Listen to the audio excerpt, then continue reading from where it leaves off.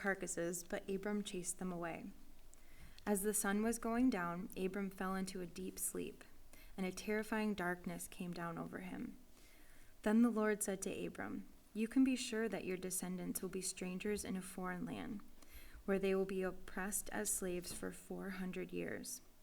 But I will punish the nation that enslaves them, and in the end they will come away with great wealth. As for you, you will die in peace and be buried at a ripe old age. After 4 generations, your descendants will return here to this land, for the sins of the Amorites do not yet warrant their destruction." After the sun went down and darkness fell, Abram saw a smoking firepot and a flaming torch pass between the halves of the carcasses.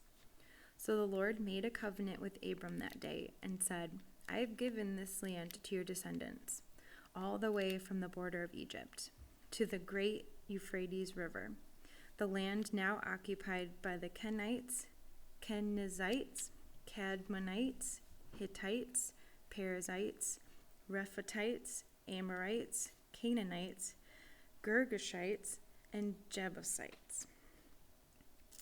Now Sarai, Abram's wife, had not been able to bear children for him, for she had an Egyptian servant named Hagar. So Sarai said to Abram, "The Lord has prevented me from having children. Go and sleep with my servant. Perhaps I can have children through her." And Abram agreed with Sarai's proposal. So Sarai, Abram's wife, took Hagar, the Egyptian servant, and gave her to Abram as a wife. This happened 10 years after Abram had settled in the land of Canaan. So Abram had sexual relations with Hagar, and she became pregnant.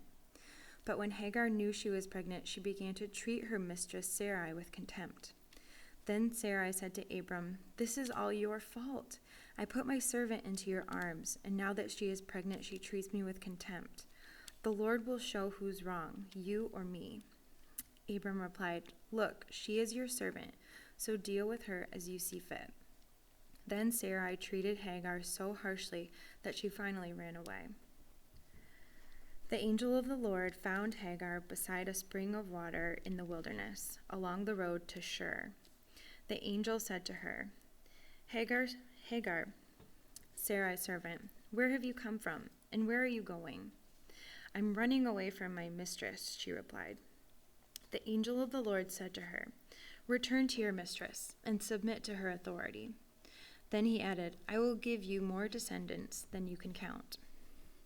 The angel also said, "You are now pregnant and will give birth to a son. You are to name him Ishmael, which means God hears. For the Lord has heard your cry of distress. This son of yours will be a wild man, as untamed as a wild donkey. He will raise his fist against everyone, and everyone will be against him. Yes, he will live in open hostility against all of his relatives." Thereafter, Hagar used another name to refer to the Lord, who had spoken to her. She said, "You are the God who sees me." She also said, "Have I truly seen the one who sees me?" So that well was named Bir Lahai Roi, which means well of the living one who sees me. It can still be found between Kadesh and Bered. So Hagar gave Abram a son, and Abram named him Ishmael. Abram was 86 years old when Ishmael was born. When Abram was 99 years old, the Lord appeared to him and said, "I am El Shaddai, God Almighty. Serve me faithfully and live a blameless life. I will make a covenant with you, by which I will guarantee to give you countless descendants." At this, Abram fell face down on the ground. Then God said to him, "This is my covenant with you. I will make you the father of a multitude of nations. What's more, I am changing your name. It will no longer be Abram. Instead, you will be called Abraham, for you will be the father of many nations. I will make you extremely fruitful. Your descendants will become many nations, and kings will be among them. I will confirm my covenant with you and your descendants after you from generation to generation. This is the everlasting covenant. I will always be your God and the God of your descendants after you. And I will give the entire land of Canaan, where you live as a foreigner, to you and your descendants. It will be their possession forever, and I will be their God." Then God said to Abraham, "Your responsibility is to obey the terms of the covenant. You and all of your descendants have this continual responsibility. This is the covenant that you and your descendants must keep. Each male among you must be circumcised. You must cut off the flesh of your foreskin as a sign of the covenant between me and you. From generation to generation, every male child must be circumcised on the 8th day after his birth. This applies not only to members of your family, but also to the servants born in your household and the foreign-born servants whom you have purchased. All must be circumcised. Your bodies will bear the mark of my everlasting covenant. Any male who fails to be circumcised will be cut off from the covenant family for breaking the covenant." Then God said to Abraham, "Regarding Sarai, your wife, her name will no longer be Sarai. From now on, her name will be Sarah. And I will bless her and give you a son from her. Yes, I will bless her richly, and she will become the mother of many nations. Kings of nations will be among her descendants." Then Abraham bowed down to the ground, but he laughed to himself in disbelief. "How can I become a father at the age of 100, he thought, "and how can Sarah have a baby when she is 90 years old?" So Abraham said to God, "May Ishmael live under your special blessing." But God replied, "No, Sarah, your wife, will give birth to a son for you. You will name him Isaac, and I will confirm my covenant with him and his descendants as an everlasting covenant. As for Ishmael, I will bless him also, just as you have asked. I will make him extremely fruitful and multiply his descendants. He will become the father of 12 princes, and I will make him a great nation.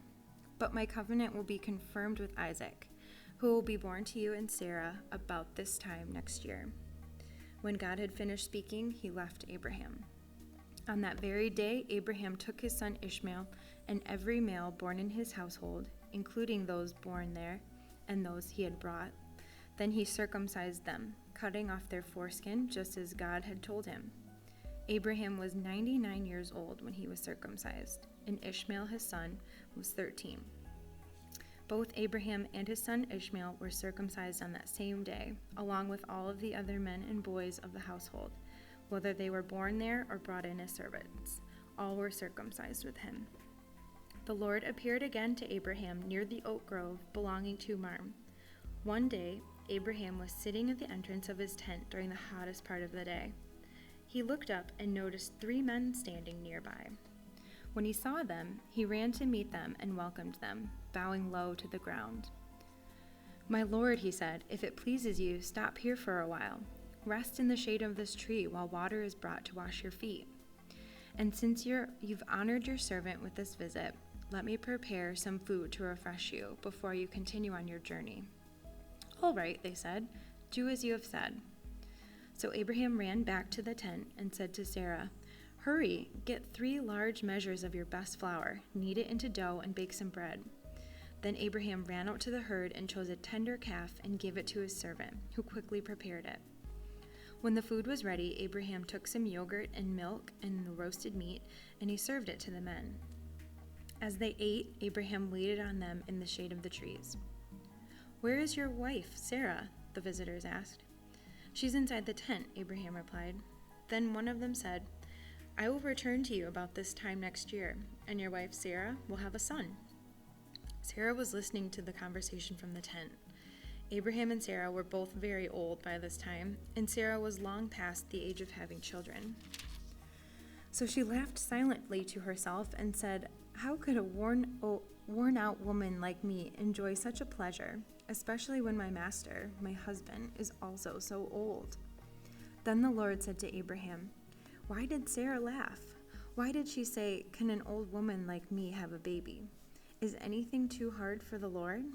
I will return about this time next year, and Sarah will have a son." Sarah was afraid, so she denied it, saying, "I didn't laugh." But the Lord said, "No, you did laugh." Then the men got up from their meal and looked out toward Sodom. As they left, Abraham went with them to send them on their way. "Should I hide my plan from Abraham?" the Lord asked. For Abraham will certainly become a great and mighty nation, and all of the nations of the earth will be blessed through him. I have singled him out so that he will direct his sons and their families to keep the way of the Lord by doing what is right and just. Then I will do for Abraham all that I have promised." So the Lord told Abraham, "I have heard a great outcry from Sodom and Gomorrah, because their sin is so flagrant. I am going down to see if their actions are as wicked as I have heard.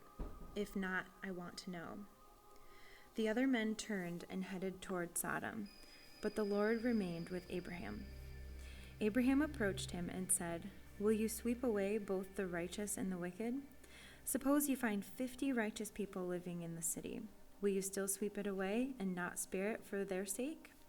Surely you wouldn't do such a thing, destroy the righteous along with the wicked. Why, you would be treating the righteous and the wicked exactly the same. Surely you wouldn't do that. Should not the judge of all the earth do what is right?" And the Lord replied, "If I find 50 righteous people in Sodom, I will spare the entire city for their sake." Then Abraham spoke again, "Since I have begun, let me speak further to my Lord, even though I am but dust and ashes. Suppose there are only 45 righteous people rather than 50. Will you destroy the whole city for lack of 5? And the Lord said, "I will not destroy it if I find 45 righteous people there." Then Abraham pressed his request further, "Suppose there are only 40.